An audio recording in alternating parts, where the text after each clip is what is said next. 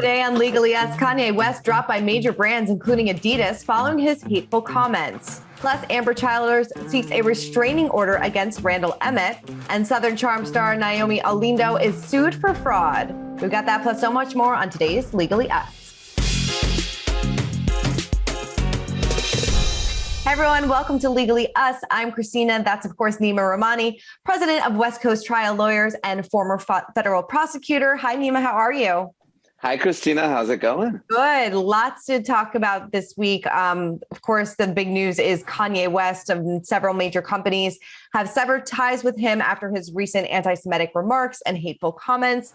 Gap, Adidas, Balenciaga, Vogue, they have all ended their working relationships with Kanye.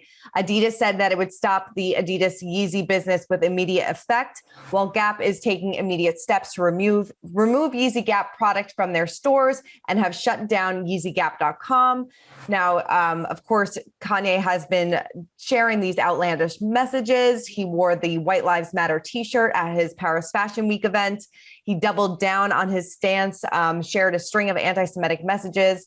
He apologized for his behavior, but said he doesn't regret it. He really has put himself into some serious hot water. In other news, George Floyd's brother said, we talked about this last week, that he is not bringing a lawsuit against Kanye. But going back to all of these companies dropping him, I mean, when someone hurts the brand to this extent, can a company like this back out at any time?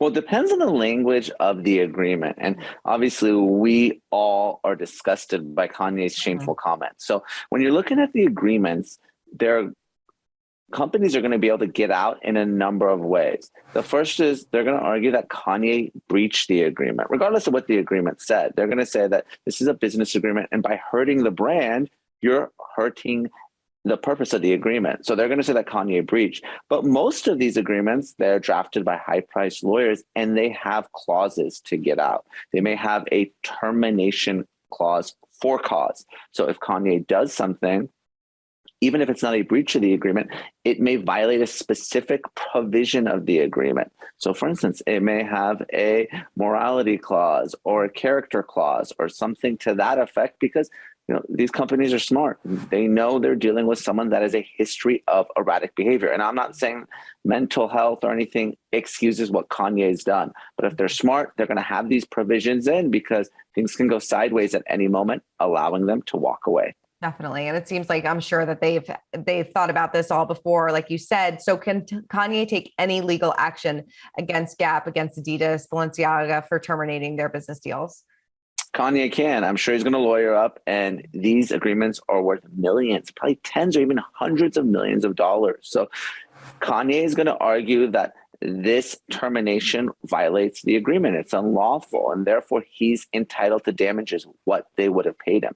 Of course, we know the argument on the other side. They're going to say, no, Kanye, you breached. So there's going to be a lot of finger pointing, and the terms of the actual agreements, that's going to control and decide who comes out on top. Let's see if Kanye can retain a lawyer to go about doing this, since he seems to be cycling through them so quickly. Adidas reportedly intends to sell Yeezys without the name. Is that allowed? Potentially, yes. And you're right on the lawyers. Camille Vasquez was hired and she backed out. I don't think anyone wants anything to do with Kanye because he's so toxic right now, whether it's a big brand, clothing line, or even a law firm. But when it comes to the Yeezys, it depends on who owns the intellectual property rights, right? I mean, that is an incredibly valuable asset. Is it owned by Adidas? Is it owned by Kanye? And if it's owned by Adidas, they can continue moving forward regardless of Kanye's wishes. So again, the terms of the agreement are going to control. I wish I had a copy of that contract, because it would really tell us a lot and would show whether Kanye has any legal ground to stand on. Interesting. He still has a stake in Kim's Skims brand. I think he has a 5% stake in it. Can she remove him from that position if she wanted to, if he is hurting the sales of her company, if she can prove that? Potentially, yes. As a minority, again, you have rights as a minority shareholder. You can force a sale, but really, the interesting thing about the Skims company is not only is he a shareholder, which I don't know if he is with respect to Balenciaga or Adidas or all these other companies, right? He's just a partner. So you certainly have much more rights as a shareholder, but also Kim is his ex-wife. Mm-hmm. Some of those either shares or the value of the company may be community property. Now, I don't know what kind of prenup they had and how things went down in the divorce or separation. Again, I'm sure they both had high-priced lawyers handling their family law matters, but that does complicate things a bit because not only are you dealing with a shareholder, you're dealing with an ex that has a share of the community property potentially. So it really depends on what Kim and Kanye agreed to both before and after the marriage. Messy, messy. All right. Speaking of messy situations, let's move on to Amber Childers, because she filed a restraining order against her ex-husband, Randall Emmett, claiming she was emotionally and verbally abused during their marriage. In her petition, she cited legitimate fear for her safety and well-being, but her request for a temporary emergency order was denied one day after she filed. Now, a hearing will take place on November 14th, but she alleged that she discovered threatening messages exchanged between Randall and his lawyer, which prompted her to seek this temporary order. She claimed that that her eldest children were always consistently late to school when they were under his care, and that the attorney wrote to Randall saying, "When will you get some real money together so we can take this C word out once and for all? This is not good for your girls." Well, he replied saying, "I don't have real money for this, and you know it." So she asserted in her filing that she was uncomfortable with the exchange, saying, "With Randy's history of illegal and or intimidating activity, nothing is off the table, and all possible interpretations make me fear for my safety." She went on to say that he was verbally and physically abusive to her during their marriage. He put a tracking device under her car in January of 2017, several months before they were divorced. So why would a judge deny this request? So there's three types of restraining orders you can get in California. The first is what we call an EPO, an emergency protective order. Just lasts a few days, and that's something that law enforcement can give. Then you have a temporary restraining order, and that's what was denied here. And with respect to a temporary restraining order, because you go in ex parte, usually you go in without the other side being present or having a lawyer, the judge needs to find really that's an emergency such that he or she will grant a temporary restraining order for a matter of weeks until a permanent restraining order hearing is set. So that's what's happening November 14th, a permanent restraining order. And that's essentially a mini trial, Christina. You have witnesses come, the parties may testify, and then a judge will rule, should I grant a restraining order? And a permanent restraining order will last years. So all the judge has said is, I don't think it's an emergency right now for a temporary restraining order for the next few weeks. So do you think that she'll be granted this permanent restraining order once this? Go ahead. I think she's going to need some more, Christina, because you're dealing with a divorce, right? You're dealing with kids. This isn't someone who's a stranger. And if you really grant a permanent restraining order under circumstances like this, Randy's not going to be able to see his kids, or he's going to have to see him with a monitor. It makes things really messy. And sometimes, I'm not saying that's what's happening here with Amber. Sometimes, spouses, when they're going through a divorce, they use these types of allegations to gain leverage, whether it's about alimony or child support or custody. So judges are a lot more careful when sort of analyzing the facts when it comes to a family law case, as opposed to, someone that maybe doesn't have kids with the accuser or doesn't have really any type of relationship. So there's a lot going on here. And I think Amber's going to need more. Obviously, that email was pretty offensive, but it's not enough to get a restraining order. And really the best allegation that she has is that Randy grabbed her by the neck. I think that's going to be helpful. If she can prove that there's any physical violence, that's the easiest way to get a restraining order. Right. Even if that physical violence was done years ago. So in this case, probably 3 to 5 years ago. Yeah, I mean, that's the challenge that she's going to have, is that there has to be sort of that imminent threat of violence, right, to herself or her kids, or threats of violence, and again, same thing with the tracking device. We're talking about something that happened years ago. So, is it imminent? Is it an emergency? And we already know that's why the judge didn't grant the temporary restraining order. So she's going to need more to get that permanent restraining order on November 14th.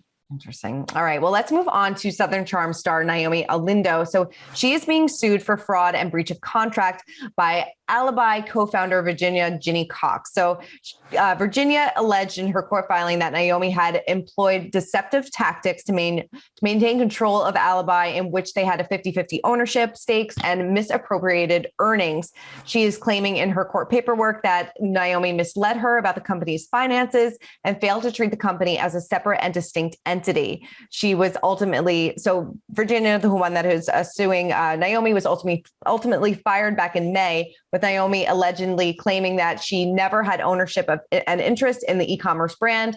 And she has attempted to seek employment elsewhere, but she thinks that Naomi is blackballing her. So Virginia is seeking a trial by jury, suing her former colleague for 14 causes of action, including breach of contract, dissolution of partnership, fraud, and defamation, and is hopeful for an award based on actual and punitive damages. Naomi has denied her former business partner's allegation, but why would she be seeking a trial by jury in this case?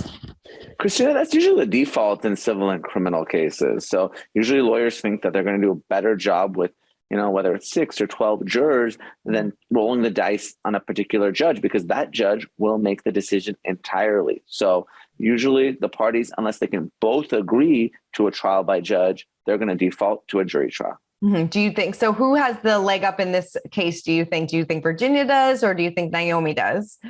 It's tough to say, because really the question in this case is, was she an employee or was she a partner? And those are two very different sets of legal rights. So the reason I think Ginny may have a good case is there's at least some public comments where Naomi said, "This is my partner. We're entering into a business." So if that's true, Ginny has a lot of rights. You can't be fired by another partner, but you can certainly be fired by your boss. Right. So what do you think Naomi's defense is shaping up to be? Well, she's going to go all in on this employer-employee relationship, saying, listen, I have the right to take money out of the company. It's my company. You work for me. So you're an employee. You certainly have rights to be paid overtime, meal breaks, rest breaks, but you don't have a right to tell me when to take money out of the company or to keep you employed. I have a right to fire you unless it's for a prohibited reason. And she's not articulating a prohibited reason here. Got it. So do you think this is trial or maybe settled outside of court?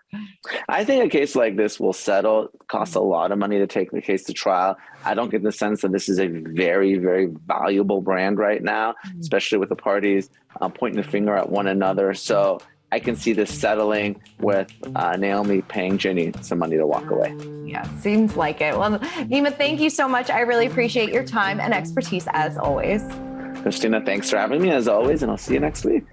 For more news, content, and exclusive interviews, make sure to hit the sub, like, and bell button down below and visit usmagazine.com.